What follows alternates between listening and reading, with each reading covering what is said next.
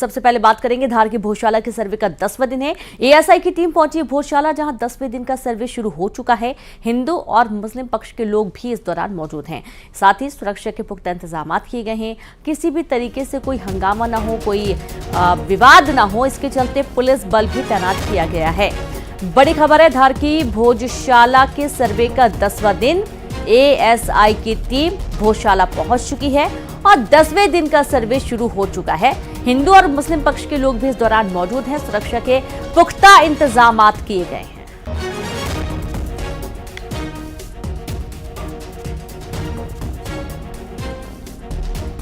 तो आप ये देखिए, तड़के सुबह जो टीम है वो भोजशाला सर्वे के लिए पहुंची और जैसा कि आपको मालूम है कि 4 जगह चिन्हित थी जहां पर खुदाई का काम चल रहा था और धार में भोजशाला के सर्वे के 10वें दिन भी क्या कुछ तथ्य निकल कर आएंगे, उन्हें भी नोट किया जाएगा। और लगातार सर्वे हो रहा है और व्यवस्थित तरीके से पूरी व्यवस्था की गई है। सुरक्षा के पुख्ता इंतजाम किए गए हैं। पुलिस बल मौजूद है ताकि कोई भी हंगामा ना हो। साथ ही 2 प्रमुख पक्ष, हिंदू और मुस्लिम पक्ष भी भोजशाला में मौजूद हैं।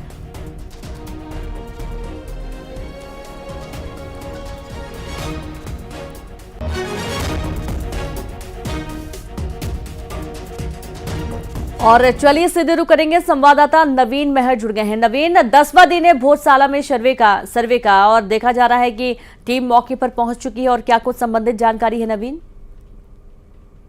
जी हाँ, बिल्कुल बताना चाहेंगे कि एएसआई की टीम जो है सर्वे में लगातार जुटी हुई है और 22 मार्च से ये सर्वे जो है जारी है। और आज सर्वे का जो है 10वां दिन है और सुबह 6 बजे से ही टीम जो है भोजशाला के अंदर दाखिल हो चुकी है। हिंदू और मुस्लिम पक्षकार के लोग भी अंदर शामिल है। साथ ही टीम के साथ में मजदूर लोग भी शामिल है जो कि एएसआई की टीम की हेल्प कर रहे हैं। वहीं यदि हम कल की बात करें तो कल भी ये सर्वे चला है और कल जो है एक वीडियो कॉन्फ्रेंसिंग भी की गई है और जिसके माध्यम से दिल्ली के जो अधिकारी हैं एएसआई के, उन्होंने वीडियो कॉन्फ्रेंसिंग के माध्यम से भोजशाला को देखा है और ये सर्वे जो हो रहा है उसके बारे में जानकारी प्राप्त करी है। तो अभी हमारे साथ में हिंदू पक्षकार के गोपाल जी शर्मा है, हम उनसे भी जानना चाहेंगे, ये भी सर्वे की टीम में शामिल है। तो हम इनसे बात करते हैं, क्या अभी तक जो है क्या पाया सर्वे में आपने? अभी तो सर्वे में सर्वे चल रहा है और सर्वे में बहुत कुछ ऐसी ऐतिहासिक चीजें निकली है जिसको जांच के लिए उन्होंने लेबोरेटरी में पहुंचाया है। आज सर्वे का 10वां दिन है। 3 स्थानों पर उत्खनन करके अंदर से उसकी जांच कर देगी, स्थान की उम्र क्या है, बिल्डिंग की उम्र क्या है। बाकी जितने भी एविडेंस है उनकी वीडियोग्राफी, फोटोग्राफी हो रही है और कार्बन डेटिंग हो रही है और कई स्थानों से चिन्हित किए हैं। आने में समय में उनका उत्खनन कर शुक्रिया आपका नवीन, आप अपनी बातचीत लगातार जारी रखें। तो आज 10वां दिन है सर्वे का और भोजशाला में सर्वे के लिए टीम मौके पर पहुंच चुकी है। हिंदू मुस्लिम पक्ष भी मौके पर मौजूद है। और अब आज भोपाल में मंत्री की बेटी पर मारपीट का आरोप लगा है। रेस्टोरेंट संचालक और महिला से मारपीट का आरोप लगा है। पुलिस ले गई मंत्री की बेटी को थाने और इस दौरान मंत्री नरेंद्र शिवाजी पटेल भी थाने पहुंच गए। शाहपुरा थाने पहुंचे मंत्री पर पुलिस को धमकी देने का आरोप लगा है। थाने के स्टाफ को सस्पेंड करने की धमकी लगातार जो मंत्री हैं वो देते रहे और पूरा मामला सीएम तक भी पहुंचा। सड़क दुर्घटना के बाद बाइक सवार युवक के साथ मंत्री की बेटी पर मारपीट का आरोप लगा। मारपीट के दौरान युवक जान बचाकर कैफे में छिपा। कैफे संचालक महिला और उसके पति के साथ भी मंत्री की बेटी पर मारपीट का आरोप लगा है।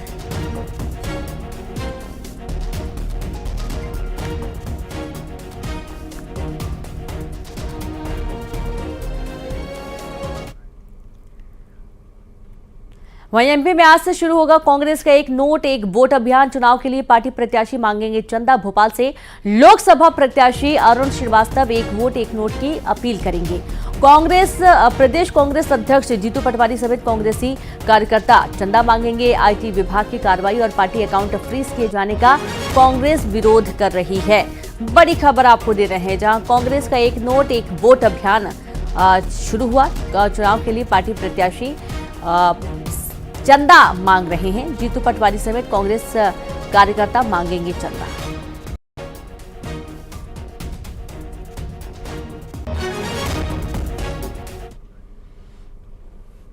हमर पार्टी ने जारी की दूसरी लिस्ट, जहां 2 लोकसभा सीटों पर उम्मीदवारों का ऐलान किया गया है। कांकेर से विनोद कुमार नागवंशी को टिकट, राजनांदगांव से ललिता कंवर को उम्मीदवार बनाया गया है। पार्टी को है सर्व आदिवासी समाज का समर्थन।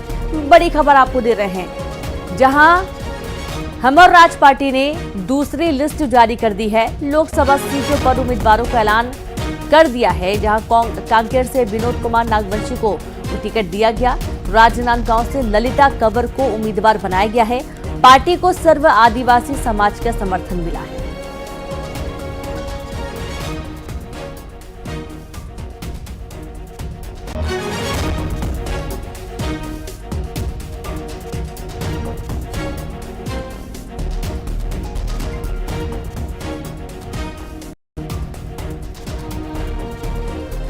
बड़ी खबर आपको दे रहे हैं, जहां राजनांदगांव से ललिता कंवर को उम्मीदवार बना दिया गया है और पार्टी को सर्व आदिवासी समाज का समर्थन मिला है।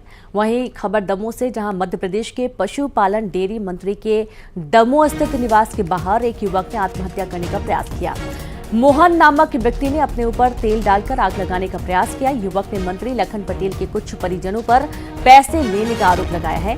बहरहाल पुलिस ने मौके पर पहुंचकर युवक को पकड़कर कोतवाली थाने ले गई, जहां उसे पूछताछ की जा रही है। पुलिस मामले की जांच में जुट गई है। घर पर आए हैं, हम क्या करें? आग लगा के मरे का हैं? आग लगाना का? नहीं। आग लगाना का? तो लेकिन आप तो एक मिनट आप अरे आप देखिए, इस प्रकार का एक मामला आज देर शाम 4:30-5 बजे लगभग सामने आया है, जब एक व्यक्ति मोहन गड़रिया सीतानगर निवासी जो है पलंदी चौराहे के पास स्थित जो है माननीय पशुपालन मंत्री लखन पटेल जी के बंगले के बाहर जो है आत्मदाह करने की कोशिश कर रहा था। पुलिस उसको कोतवाली ले गई है। उनसे पूछा जा रहा है किन विषयों पर जो है इस प्रकार का कृत्य किया जा रहा था। उनके जो है स्टेटमेंट बार बार बदल रहे हैं, कभी एक निष्कर्षात्मक जो है वो तथ्य प्रस्तुत नहीं कर पा रहा है।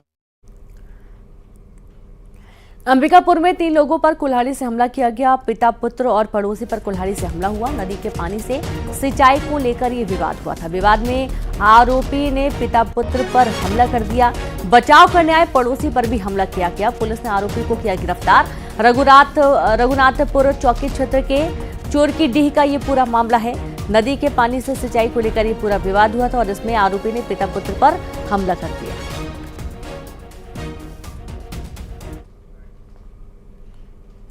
और अब बलौदाबाजार में स्वास्थ्य विभाग की बड़ी लापरवाही सामने आई है। गर्भवती महिला की नसबंदी कर दी गई। डॉक्टर ने नसबंदी से पहले गर्भवती होने के बारे में नहीं बताया। नसबंदी के बाद महिला की जब तबीयत खराब हुई, अब न्याय के लिए भटक रहा पीड़ित परिवार। अपनी लापरवाही से पल्ला झाड़ रहा है स्वास्थ्य विभाग। और आप ये देखिए, कितनी बड़ी चौंकाने वाली बात है कि बलौदाबाजार में स्वास्थ्य विभाग ने बड़ी लापरवाही की है, जहां गर्भवती महिला की नसबंदी कर दी गई है। डॉक्टर ने नसबंदी से पहले गर्भवती होने के बारे में नहीं बताया और नसबंदी के बाद महिला की तबीयत अचानक से खराब हो गई। और संवाददाता योगेश जुड़ गए। योगेश, एक बहुत बड़ी लापरवाही है कि गर्भवती महिला की नसबंदी कर दी गई। जी बिल्कुल, आपको बता दें कि बलौदाबाजार जिले के कसडोल सामुदायिक स्वास्थ्य केंद्र का मामला है, जहां 3 माह 15 दिन की गर्भवती महिला का नसबंदी ऑपरेशन कर दिया गया, जिससे कि गर्भवती महिला दर्द के मारे जिंदगी और मौत के बीच जूझ रही है। जो पूरा जो मामला है वो ग्राम पंचायत मटिया के तेंदू बाटा का है, जहाँ पीड़िता यशोदा कुर्रे का सामुदायिक स्वास्थ्य केंद्र में 7 फरवरी को नसबंदी का ऑपरेशन कर दिया गया। इस दौरान जो पीड़िता है यशोदा कुर्रे 3 माह गर्भवती थी। महिला पढ़ी लिखी नहीं होने के कारण उनको जानकारी नहीं थी, जिसके चलते स्वास्थ्य विभाग के अफसरों द्वारा इनकी नसबंदी कर दी गई। लेकिन स्वास्थ्य विभाग के लापरवाह डॉक्टरों के चलते आज पीड़िता जिंदगी और मौत के बीच जूझने को मजबूर है। जब पूरे मामले में स्वास्थ्य विभाग के अधिकारियों से जानकारी लेनी चाहिए, तो स्वास्थ्य विभाग के अधिकारी अपना पल्ला झाड़ते हुए नजर आ रहे हैं और ये कहने लगे कि हमने ये ऐसा कुछ नहीं किया। अगर नसबंदी आपने नहीं की तो फिर किसने नहीं की, जबकि पूरा डेटा पूरा इनके पास है कि कब नसबंदी हुई और क्या हुई है। वहीं आपको बता कि इनके साथ बहुत बड़ा अन्याय हो रहा है। जानकारी के मुताबिक माँ की कोख में जो मासूम पल रहे हैं, उनको गर्भपात कराने के लिए डॉक्टरों द्वारा दबाव भी बनाया जा रहा है।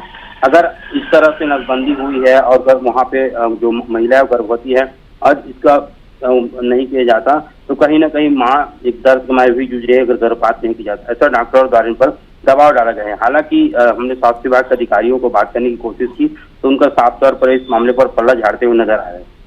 जी बिल्कुल, बहुत शुक्रिया आपका योगेश जानकारी के लिए। तो बहुत बड़ी लापरवाही है और स्वास्थ्य अधिकारी पल्ला झाड़ते हुए नजर आ रहे हैं, कोई भी बात करने के लिए तैयार नहीं है। खबर टीकमगढ़ से, जहां कोतवाली पुलिस की बड़ी कार्रवाई। पुलिस ने 48 लाख रुपए किए जब्त। व्यापारी से जब्त किए गए 48 लाख रुपए घुवारा गांव का व्यापारी अखिलेश जैन बताया गया है। मिश्रा तिहारी के पास से रुपए जब्त हुए हैं। पुलिस मामले की जांच कर रही है।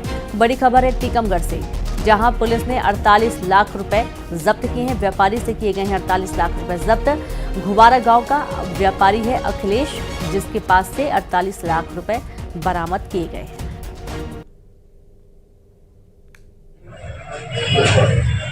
Motion picture.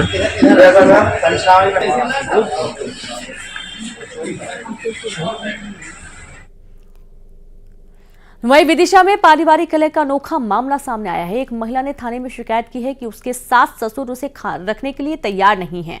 पति का भी कुछ पता नहीं है। महिला ने यह भी आरोप लगाया कि सास के कहने पर उसने गर्भपात भी करवाया था, लेकिन सास का कहना है कि हम इस महिला को जानते ही नहीं, ये हमारी बहू नहीं है, हमने कभी इसे अपनी बेटी के साथ देखा ही नहीं। पुलिस मामले की जांच कर रही है।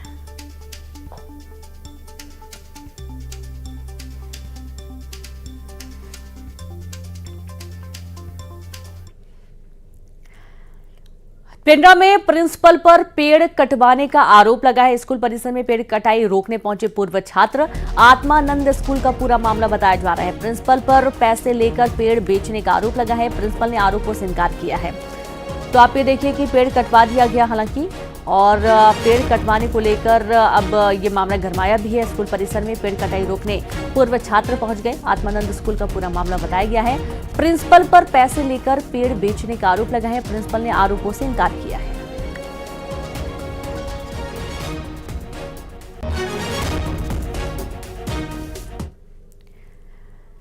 घिनौनी करतूत को उस इलाके में रवायत का नाम दिया गया, जिस रवायत में बेटी की डोली नहीं उठती बल्कि उसे जिस्म फरोशी के धंधे में धकेल दिया जाता है। धकेलने वाले हाथ अपनों के होते हैं। सोशल मीडिया में एक लड़की ने अपना वीडियो पोस्ट किया और गुहार लगाई, मुझे बचा लो, आखिर क्यों बेटी चली बदनाम गली।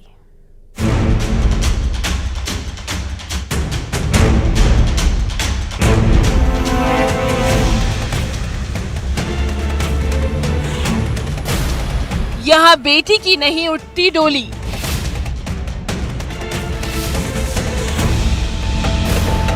घरवाले लगाए इज्जत की बोली।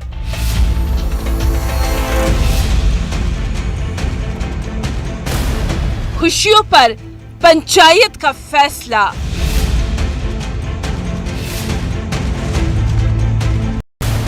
तलाक लो या 15 लाख दो।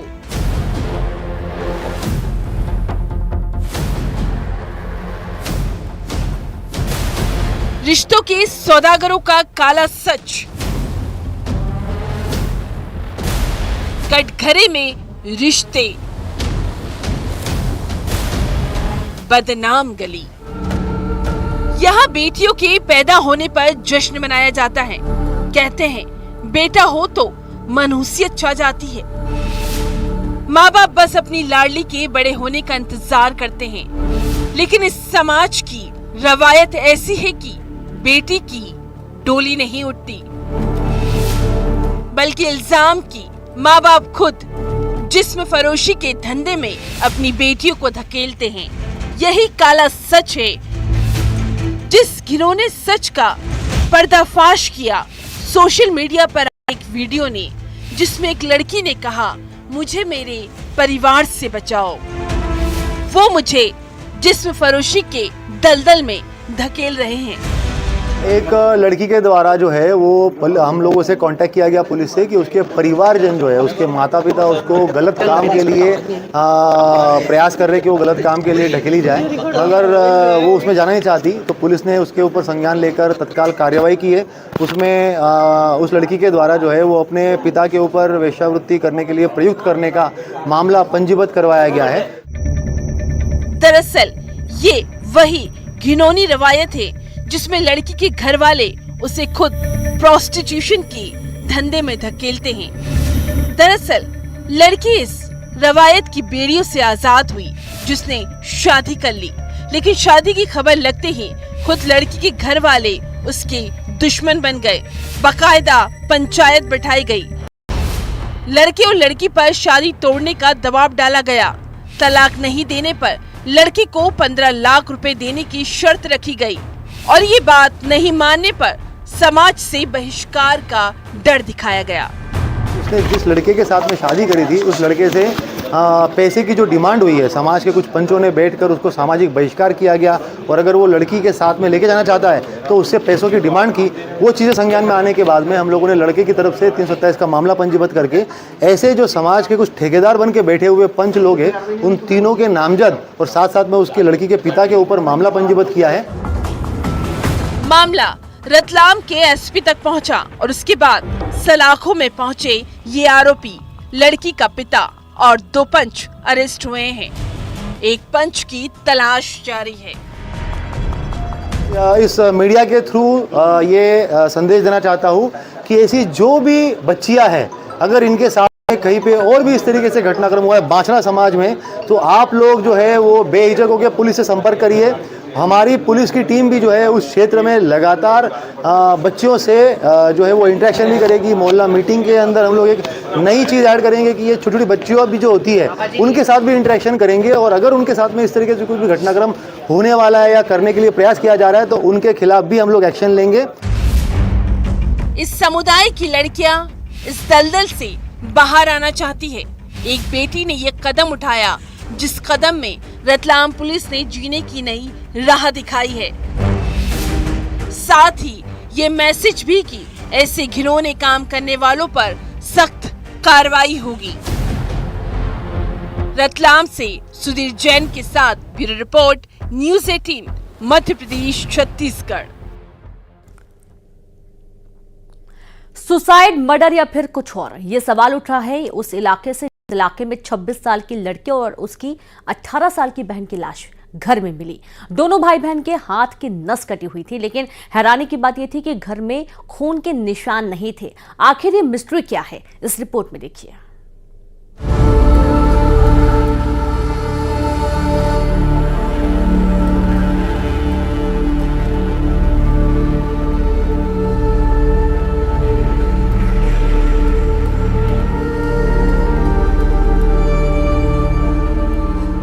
ताहिर और उसकी बहन की आंखों में कई सपने थे, लेकिन उन सपनों ने इस घर में दम तोड़ दिया। पूरा इलाका उस वक्त सन्न रह गया जब इस घर से ऐसी मनहूस खबर आई। कमरे में 26 साल के ताहिर और उसकी 18 साल की बहन की लाश मिली।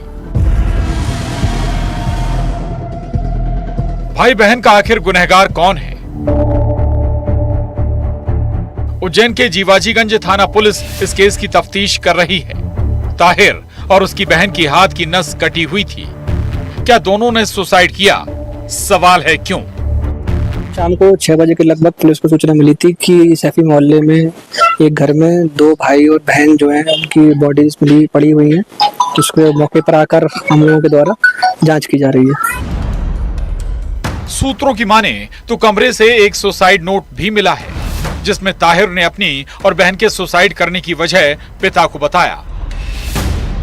सुसाइड नोट में सूत्रों के मुताबिक ये लिखा है कि ताहिर ने अपनी आंख ठीक नहीं कराने के लिए और अच्छी जिंदगी नहीं देने के लिए पिता को जिम्मेदार ठहराया है। तो दोनों के हाथों की नस कटी हुई दिख रही है प्रथम दृष्टया, और पीएम रिपोर्ट के बाद ही कुछ कह पाना संभव होगा। सूत्रों की माने तो सल्फास की गोली भी मिली है।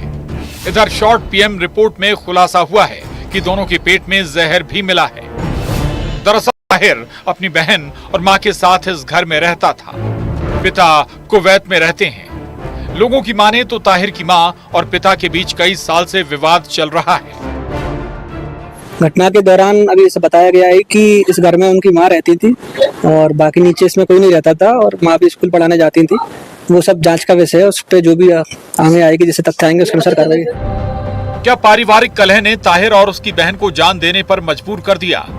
जांच इस एंगल पर भी हो रही है। क्या ये सुसाइड है या फिर कुछ और? उससे भी हैरान करने वाली खून के निशान की पहेली। घर में खून के निशान नहीं मिले। आखिर ये सारी बातें किस ओर इशारा कर रही हैं? उज्जैन में अजय पटवा के साथ bureau report, news 18, Madhya Pradesh, Chhattisgarh. बाबा महाकाल की नगरी में रंगपंचमी पर महाकाल का ध्वज चल समारोह नगर भ्रमण पर निकला। कोटि तीर्थ कुंड की परिक्रमा करने के बाद ध्वज नगर भ्रमण पर निकला। चल समारोह में भव्य झांकियां निकाली गई। विभिन्न जगहों से आए कलाकारों ने अपना कला का प्रदर्शन किया। ध्वज चल समारोह का मुस्लिम समाज के लोगों ने भी जमकर स्वागत किया और फूल बरसाए।